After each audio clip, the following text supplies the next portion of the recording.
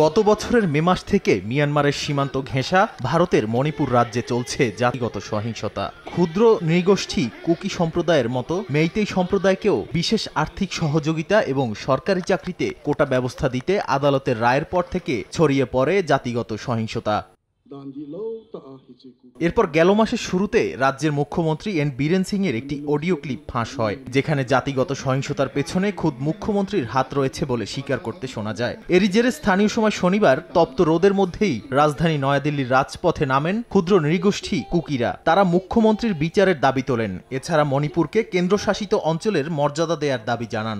So for the past 1 year, we had the CM Biren Singh has been continuously spreading lies and has been continuing his reign of terror in Manipur, and the most impacted has been the Kuki-Zo community.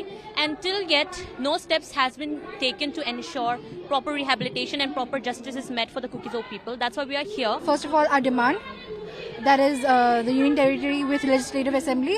Second is the exposed viral audio of the Chief Minister N. Biren Singh, who is claiming and who is taking the credits of starting this war, starting this ethnic cleansing.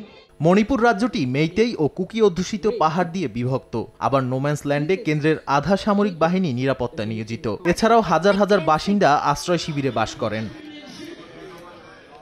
সহিংসতা শুরুর পর অনুষ্ঠিত জাতীয় নির্বাচনে মণিপুর রাজ্যের 2টি আসনই বিরোধী কংগ্রেসের কাছে হেরেছে প্রধানমন্ত্রী নরেন্দ্র মোদীর দল বিজেপি। ওই নির্বাচনের সময় সংঘর্ষে অন্তত 220 জন নিহত হন।